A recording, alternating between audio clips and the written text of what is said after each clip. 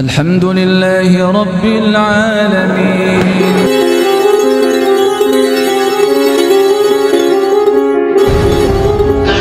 Nah, kemudian sebaliknya, kalau tidak ke musola karena khawatir dianggap sok, dianggap itu juga riya. Jadi riya itu tidak hanya melakukan segala sesuatu agar dipandang orang, pamrih manusia, tetapi juga kalau tidak melakukan sesuatu karena faktor manusia, itu juga riya namanya.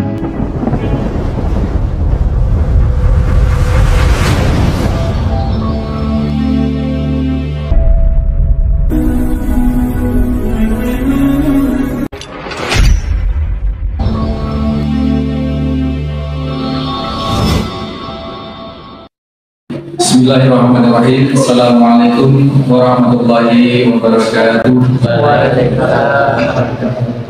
Alhamdulillahi wahidil qahar, al-azizil ghafar, wa na'udzu billahi min syururi anfusina wa min sayyiati a'malina. May yahdihillahu fala mudhillalah wa may yudlil fala hadiyalah.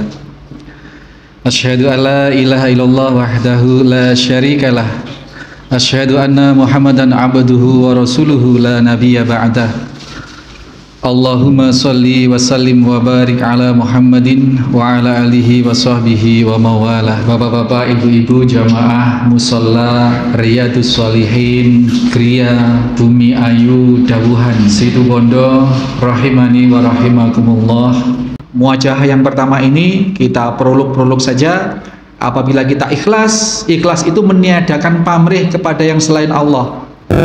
Lawan dari ikhlas adalah riya. Ikhlas itu murni hanya ingin sesuatu yang dari Allah. Sholat berjamaah, menghadiri kajian, nyambung dari maghrib sampai isya, niat ingin memperoleh apa yang Allah janjikan, apa yang Rasulullah informasikan. Niat itu pamrih terhadap Allah, itu ikhlas. Karena ada orang yang ibadah kok pamrih, asalkan pamrihnya kepada Allah nggak masalah, itu tetap ikhlas namanya. Yang tidak boleh itu pamrih kepada selain Allah, riya. Ada satu konsep, ikhlas itu adalah pamrih kepada Allah Subhanahu Wa Taala, melakukan segala sesuatu hanya demi untuk karena Allah Subhanahu Wa Taala. Dan tidak melakukan sesuatu, ini yang jarang dibahas, dan tidak melakukan segala sesuatu demi karena Allah Subhanahu wa Ta'ala. Melakukan sesuatu dan tidak melakukan sesuatu demi karena Allah ingin memperoleh pengakuan, memperoleh pamrih dari Allah Subhanahu wa Ta'ala, pamrih kepada Allah Subhanahu wa Ta'ala. Melakukan dan tidak melakukan, ini penting karena ada persepsi yang konyol. Dulu saya hidup pertama di Situbondo itu Pak, itu hidup di satu desa yang jauh dari peradaban begitu. Hampir masyarakatnya tidak berbahasa selain Madura.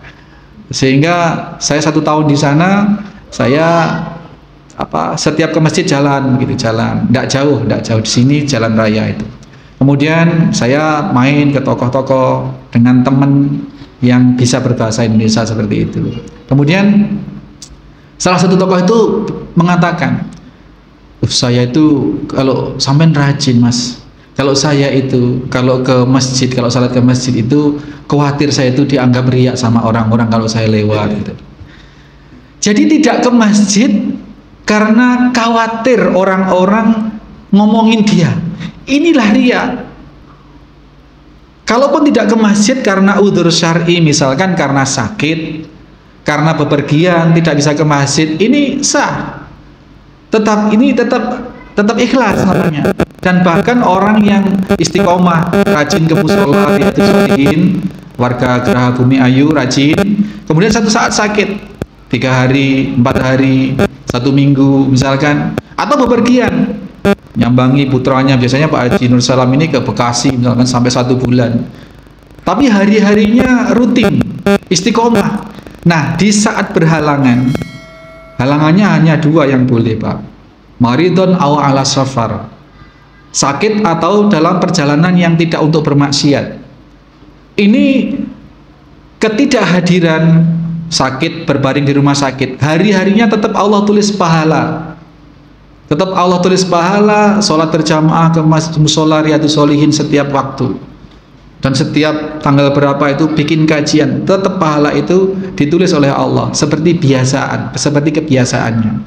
Atau safar, nyambang cucu ke Bekasi misalkan, atau pulang ke Wonogiri misalkan Pak, ya safar, mukimnya di sini, berarti pulang ke Wonogiri itu meskipun sana tanah kelahiran namanya safar. Itu terhitung amaliyah rutinitas istiqomahnya di sini terhitung pahala. Dan di sana meskipun di rumah sendiri, rumah orang tua sendiri, boleh sholat jamak, boleh sholat qashar. Itu sama dengan anak-anak kita kalau misalkan mukim di Jogja atau di Solo, kuliah di sana, mukimnya di sana, sehari-hari di sana, aktivitas di sana. Pas pulang itu namanya safar. Di rumah ini boleh sholat jamak, boleh sholat qashar. Seperti itu. Nah, ini kita perbanyak. Riya tadi itu tidak sholat berjamaah, tetapi motivasinya karena kalau sholat dia khawatir dianggap diomongin orang sok misalkan. Ini riya, justru itu riya. Maka kita harus tempatkan terminologi itu sesuai dengan ketentuan syara, sehingga kita pas di dalam menjalankan amaliyah itu. Termasuk rutinitas tadi itu yang supersip itu ibu-ibu Pak. Ibu-ibu itu setiap bulan ada dispensasi minimal 7 hari mungkin ya, 7 hari, 5 hari atau berapa begitu. Ini apabila dikala tidak berhalangan itu istiqomah, ya istiqomah melakukan amal soleh. Kemudian ketika berhalangan ini terhalang untuk melakukan amal soleh itu, maka 7 hari off itu pahala terus ditulis Bu. Misalkan hari-hari tidak berhalangan itu setiap malam murojaah atau berusaha menghafal 1 ayat misalkan, one day one ayat misalkan, atau ngaji, atau baca Al-Quran, baca biasa, tilawah biasa, terus dirutinkan seperti itu. Nah itu ketika berhalangan, yang halangannya itu kemudian tidak boleh melakukan sesuatu, berhalangan menstruasi dalam arti itu, maka itu tetap ditulis kebaikan atau pahala sebagaimana sedang tidak berhalangan. Sholat setiap malam, sholat tahajud misalkan ibu-ibu, kemudian ketika berhalangan menstruasi haid tidak sholat tahajud, otomatis tidak sholat tahajud, ini pahalanya tetap ditulis sholat tahajud, sholat duha dan lain sebagainya. Ini meluruskan niat. Maka niat yang ikhlas, keikhlasan, koneksitas kita kepada Allah, pamrih kita kepada Allah Subhanahu wa Ta'ala ini merupakan pintu masuk dari semua keberhasilan dari apapun yang kita hajatkan. Karena Allah Maha memenuhi hajat, Allah Maha mengabulkan semua permintaan hambanya, dan Allah sangat suka kalau Allah dimintai terus-menerus. Teman kita seakrab apapun Pak, kalau selalu minta kepada kita, minta tolong ini, minta tolong itu, minta ini, minta itu, lama-lama ya jengah juga. Apalagi cuma dimintai tolong untuk mendengarkan keluh kesah, aduh ini 1 kali 2 kali oke, nggak apa-apa, tapi lama-lama itu Tapi beda dengan Allah Subhanahu wa Ta'ala. Semakin Allah itu diminta, ud'uni, mintalah kepadaku, itu perintah Allah, ud'uni. Berarti kalau tidak minta, ya berarti kalau kita tidak minta kepada Allah, berarti kita tidak mentaati perintah Allah. Ud'uni astajib lakum. Aku akan mengkabulkan, aku akan memberikan apa yang engkau minta. Jadi minta kepada Allah. Inilah yang dimaksud ikhlas. Ini mengkoneksitas dirikan kepada Allah Subhanahu wa Ta'ala, menghilangkan pamrih-pamrih dari selain Allah Subhanahu wa Ta'ala, yakni menghilangkan keriakan-keriakan tadi itu. Maka di situ Allah Maha memenuhi segala sesuatu. Demikian ya Bapak Ibu sekalian, sebagai prolog kita pada kesempatan malam hari ini, mudah-mudahan beberapa poin tadi itu bisa menjadikan tambahan referensi sehingga bisa menguatkan niat ikhlas kita ketika datang ke musola ini, sudah paham apa yang akan diperoleh atas janji Allah tadi itu. Setiap langkah menambah pahala, menggugurkan dosa, ya, kemudian menunggu waktu maghrib sampai isya. Ini meskipun tidak ada kajian seperti ini Pak, diusahakan maghrib isya itu schedule keluarga, schedule kemasyarakatan di off kan. khusus saya nunggu isya di musola. Kalau ketemu saya penting banget di musola. HP saya tinggal di rumah, nggak akan balas WA, nggak akan chattingan, nggak akan apa-apa. Ya syukur-syukur seperti itu, Pak. Nah, kemudian subuh sampai suruk itu manfaatkan, karena di situ waktu-waktu yang diharamkan untuk tidur. Jadi waktu yang tidak boleh tidur itu setelah asar sampai maghrib, setelah subuh sampai suruk. Setelah suruk, setelah matahari terbit, baru kalau mau tidur itu. Dan di situ fadilahnya besar. Maka kemarin saya tawarkan kajiannya kalau tidak maghrib sampai isya, subuh sampai suruk. Di samping waktu-waktu itu adalah waktu-waktu tersisa buat aktivitas kita, Pak. Kalau maghrib sampai isya, ya kita maghrib, habis maghrib mau kemana juga tanggung, ntar lagi isya, kan gitu. Kalau subuh juga, kalau subuh ini istimewa, Pak. Semua orang subuh itu pasti sempat, karena pasti ada di rumah. Siapapun sudah aktivitasnya sibuk di apapun, pasti pulang malam tidur, subuh itu pasti ada di. Masalahnya mau bangun atau tidak, itu masalahnya. Nggih, masalahnya itu. As-salatu khairum minan naum, itu kebalik, an-naumu khairum minas salat. Tidur lebih baik dari salat.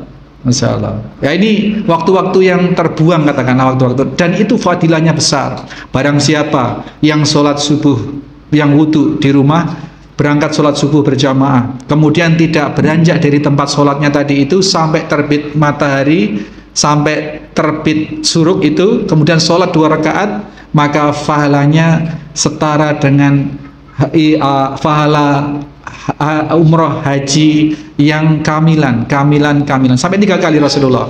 Pahala haji umroh sempurna itu maksudnya yang mabrur, Pak. Kalau kita haji itu, kalau kita berangkat, kemungkinannya ada 2, ada yang mabrur atau yang tidak mabrur.